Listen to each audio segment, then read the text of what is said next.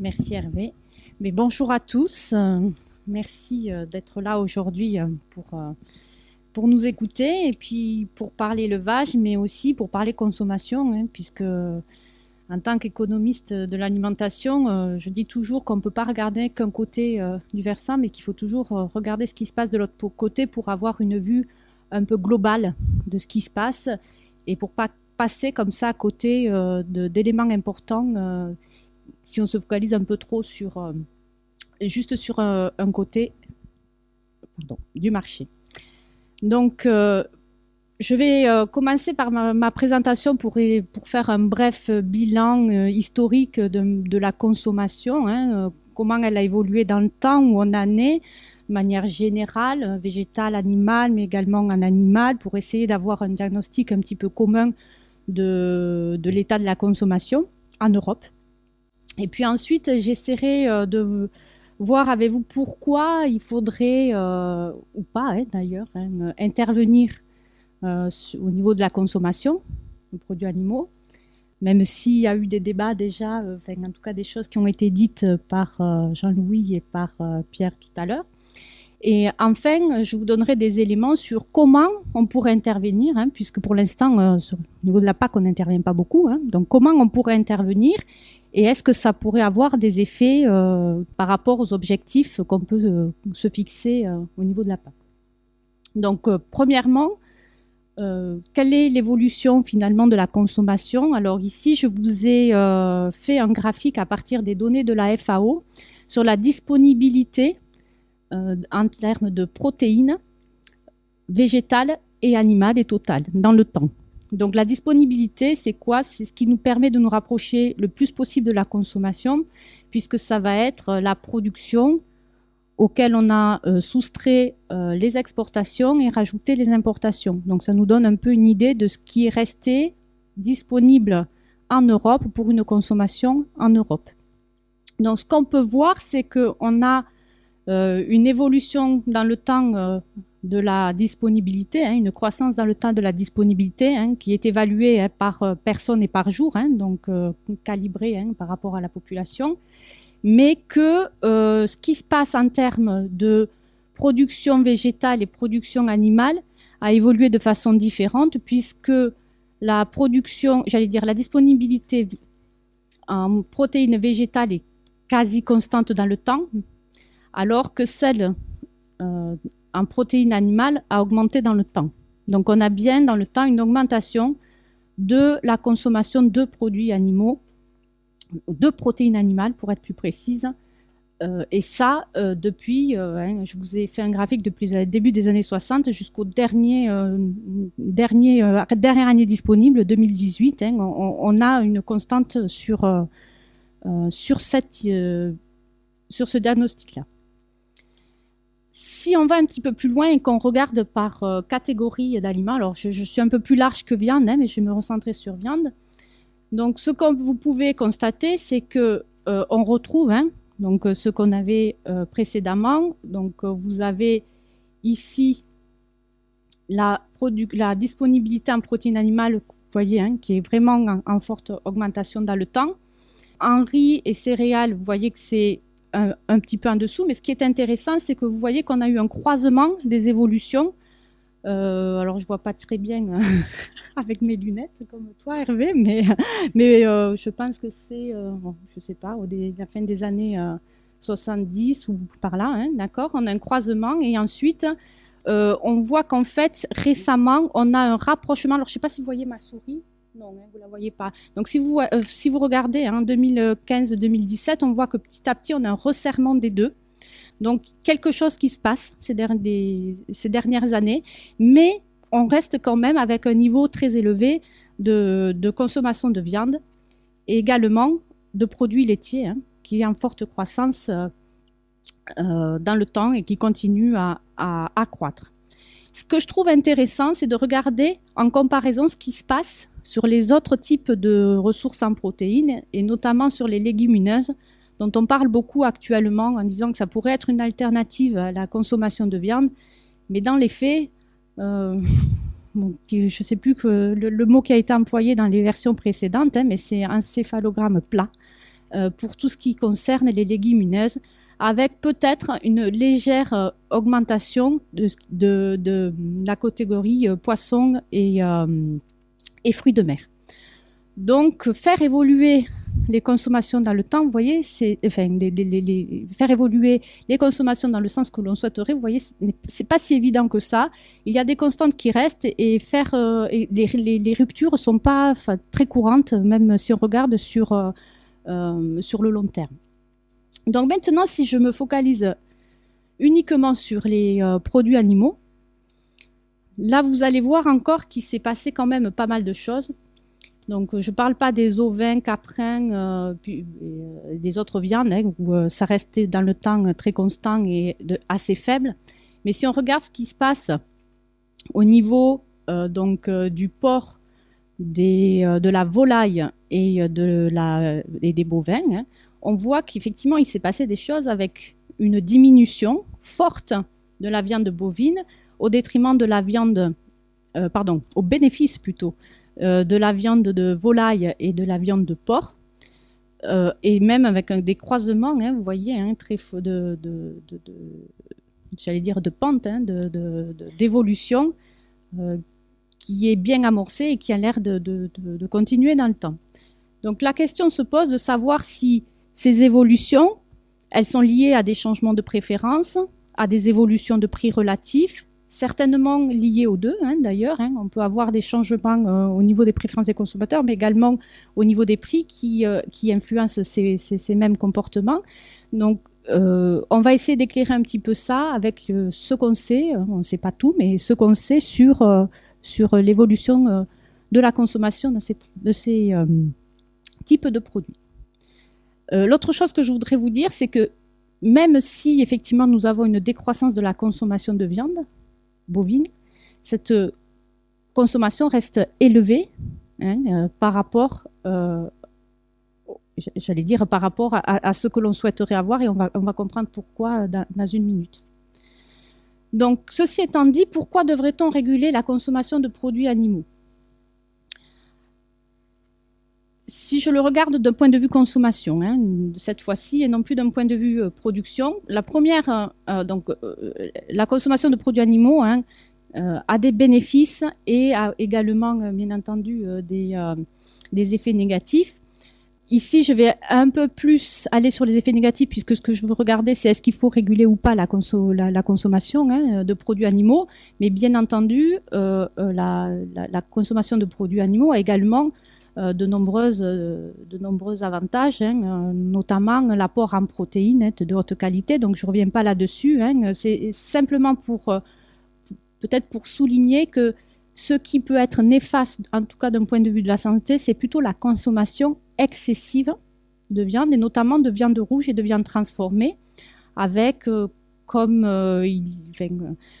nombreux articles en nutrition. Je ne suis pas nutritionniste, mais il y a vraiment énormément d'articles sur le sujet qui montrent les risques liés à le risque d'une consommation excessive de viande rouge et transformée sur des maladies telles que les maladies cardiovasculaires, l'obésité, certains cancers, etc., avec bien sûr des nuances à apporter, parce qu'on ne sait pas tout non plus sur ce domaine-là, mais en tout cas des effets qui ne sont pas contestés. C'est aussi mis en avant par le PPNS 4, que peut-être certains d'entre vous connaissent, qui sont les recommandations nutritionnelles en France, qui conseillent de limiter la consommation de charcuterie, de privilégier la volaille et de limiter les autres viandes. Donc, étant donné ce constat sur la santé, pourquoi une intervention devrait-elle être justifiée ? Vous pourriez me dire, mais je suis grand, je sais en connaissance de cause ce qui peut m'arriver si je consomme trop de viande. Je n'ai pas besoin d'avoir une intervention publique qui change mon comportement. Mais il y a quand même deux raisons qu'on pourrait avancer pour justifier la régulation de la consommation de produits animaux. La première, c'est que comme il y a des effets sur la santé, il va y avoir des coûts en termes de santé, et que ce coût, il n'est pas supporté uniquement par l'individu qui consomment ces produits, mais par l'ensemble de la collectivité à travers l'assurance maladie. D'accord ? La deuxième raison, qui est plus de l'ordre du paternalisme, c'est-à-dire de décider, j'allais dire, à la place donc, du consommateur, c'est le fait qu'il est difficile pour les consommateurs d'intégrer les effets négatifs sur sa propre santé, puisque ces effets, ils auront des conséquences sur le long terme et non pas sur le court terme au moment où ils vont avoir ce comportement d'achat, de consommation. Donc, l'aider à pouvoir intégrer dans ses choix de consommation les effets que ça pourra avoir à long terme. Au niveau de l'environnement, il y a également une autre des raisons. Là, peut-être que je peux passer plus rapidement parce que ça a été évoqué avant d'intervenir, puisqu'on a vu que les viandes, et notamment les viandes rouges, bœuf, agneau, etc., étaient beaucoup plus impactants que les produits végétaux. Même si, bien sûr, il y a des nuances sur lesquelles je ne reviendrai pas. Donc, en termes d'environnement, et ça a été aussi souligné par Pierre, il y a un intérêt à diminuer la consommation de viande. Ceci étant dit, ce n'est pas une chose aisée de pouvoir arriver à ce type-là d'effet. Pourquoi ? Comme je vous ai montré dans les graphiques et qu'on va voir un petit peu d'ailleurs comment on peut le faire à travers des politiques publiques, il est très difficile de modifier les préférences des consommateurs. L'autre difficulté, et c'est vrai notamment pour ce qui concerne les impacts environnementaux, c'est qu'on fait face à ce qu'on appelle en économie le problème du passager clandestin, c'est-à-dire que chacun, nous contribuons à avoir une empreinte environnementale via notre consommation, via notre diète, en consommant notamment les produits animaux, mais cette partie, elle est infime par rapport à l'impact total. Et il en résulte le fait qu'on se dit, c'est pas ma consommation à moi finalement qui va avoir un effet très important sur l'impact global de l'empreinte écologique de l'alimentation. Donc, on fait moins d'efforts ou on a moins d'incitation à changer son comportement de ce fait-là. Parce qu'on doit contribuer à un bien commun, mais ce bien commun, finalement, nous, tout seuls, on ne peut pas modifier l'implication totale. Donc, ceci étant dit, quel type d'instrument, finalement, on pourrait mettre en place ? Alors, en économie, on a différents types d'instruments auxquels on pense tout de suite lorsqu'on pense à la régulation, en tout cas en termes de demande au niveau de la consommation. Monsieur Jacques Bourmeau est attendu au commissariat général. Merci. Merci. D'accord. Vous avez vu comment les Toulousains sont traités. Bon. Alors, du coup, on a tout d'abord des instruments qui sont liés à essayer de donner le plus d'informations possible aux consommateurs de manière à ce qu'ils fassent leur choix en conséquence. Donc, on va avoir des outils tels que des campagnes d'information ou des recommandations, comme le PPNS dont on a parlé tout à l'heure. On a un deuxième type d'instruments qui sont plus des instruments comportementaux, c'est-à-dire essayer de mettre en place, et j'essaierai d'expliquer un petit peu plus en détail si je tente tout à l'heure, des nudges ou des normes qui permettent finalement de changer, d'essayer d'avoir des nouveaux référentiels dans le type de consommation ou de notre diète de manière un peu plus générale. Et enfin, celui qu'on connaît le mieux, c'est des instruments directs de prix. Donc, taxation, c'est vrai pour, on parle beaucoup de la taxation de la viande, on en a entendu tous parler, on pense que ça ne sera pas mis en place, mais en attendant, c'est des instruments qui nous paraissent légitimes puisque on va venir, via les prix, directement changer ou faire payer du moins aux consommateurs l'externalité négative qu'il peut avoir en consommant un produit donné. D'accord ? Donc, je vais aller vite parce que je vais me faire gronder. Donc, pour aller vite, donc sur les campagnes d'information, donc étiquetage aussi nutritionnel, qu'est-ce qu'on sait ? Donc, ce qu'on sait, c'est que, alors, il n'existe pas ce type de politique qui a été mis en place pour les produits animaux. On est bien d'accord. Donc là, ce que je peux vous dire, c'est ce qui s'est passé sur les politiques, en termes de politique nutritionnelle, en termes de politique envers une consommation plus importante de fruits et légumes, puisque ça a été mis en place il y a quelque temps et dans plusieurs pays. Ce qu'on sait, c'est que ce type de recommandation, elle a un effet positif donc attendu sur donc l'objectif. Donc dans ce cas-là, c'était d'augmenter la consommation de fruits et légumes. Mais ce qui est intéressant dans ce type d'étude qui a été réalisée, c'est qu'il a été montré dans une étude en Angleterre, que ça pouvait avoir un effet négatif sur la consommation de viande. D'accord ? Donc en promouvant les fruits et légumes, on a un effet dans le sens qu'on veut, si on veut réduire la consommation de viande, mais sur les autres produits de la diète. Sur les politiques environnementales, on a très peu d'analyses qui regardent les implications d'une tel type de politique au niveau de la consommation, puisqu'elles n'ont pas été mises en place, donc on n'a pas pu les évaluer. Par contre, il y a eu des modèles des modèles de simulation économique qui montrent que si on prend des politiques qui sont plus ciblées sur la viande, on peut avoir un effet positif sur l'environnement, notamment si on cible les viandes rouges, mais que cet effet encore reste limité. On n'arrive pas à avoir des effets, on n'arrive pas à casser le plafond de verre pour avoir des effets assez forts sur ces éléments.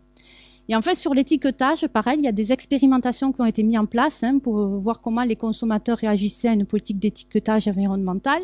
Et là encore, on arrive à voir quelques effets. Donc, on a des consommateurs qui seraient, dans l'expérience, c'est un laboratoire, qui seraient prêts à payer pour des caractéristiques environnementales liées à la santé, à l'environnement, à l'origine des produits.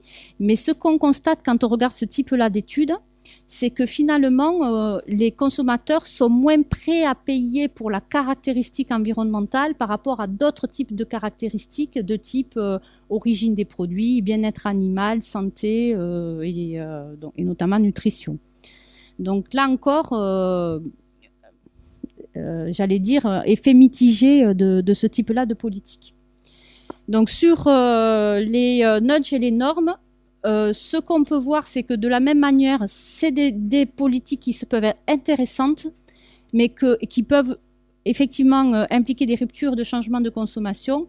Mais là encore, les études qui ont été faites sur ce type-là d'instruments semblent avoir des effets limités avec des questionnements sur le long terme, à savoir est-ce que ce type de politiques peuvent perdurer dans le temps ou est-ce qu'elles peuvent avoir uniquement un effet sur le moment, quand elles sont mises en place. Et enfin, les politiques de taxation. Donc, l'idée ici, on l'a vu, c'est donc d'augmenter les prix pour les produits les plus impactants, donc la viande rouge. Et donc, ça permet de substituer la consommation de produits animaux vers d'autres types de produits végétaux, ou alors ça peut aussi permettre de faire des substitutions entre produits animaux qui ont des impacts différents, c'est-à-dire de la viande rouge vers la viande type volaille. D'accord ? Donc, il y a eu des modèles qui ont essayé de simuler ce type de taxation.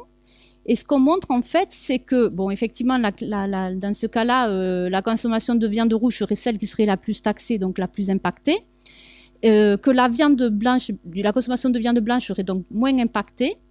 Et ça, du fait de la taxe, mais aussi du fait de ces substitutions entre les différents types de viande, qui, du coup, seraient plus en faveur de la consommation de viande blanche. Là encore, par contre, on arrive à la conclusion que les effets ne peuvent être que limités. On arriverait très difficilement à atteindre une baisse de 10% des émissions de gaz à effet de serre. Donc, notre idée, ça serait de dire que un instrument seul ne peut pas régler cette problématique, qu'elle soit nutritionnelle ou environnementale, mais qu'il y aurait besoin d'une complémentarité de différents instruments afin de pouvoir répondre à cette question en essayant de mieux comprendre les implications à court terme, mais aussi à long terme, comprendre aussi les rôles des enjeux du bien-être animal, parce que là, je vous ai pas du tout parlé de bien-être animal, parce que je suis déjà hors de mon temps de parole, donc je ne pouvais pas tout inclure ici. Et également une question qui est en cours de réflexion et dont on n'a pas encore beaucoup d'éléments, c'est l'implication des innovations. Il y a de plus en plus d'innovations pour essayer d'avoir des produits ayant une empreinte environnementalement plus faible, soit en substituant des produits animaux par des produits végétaux, des saucisses à base de pois ou de la viande artificielle, par exemple. Donc toutes ces analyses-là, on ne sait pas encore comment les consommateurs comment les consommateurs vont adopter ou pas ce type d'innovation et quelles vont pouvoir du coup être les marges de manœuvre sur ce type-là d'outils. Voilà. Merci.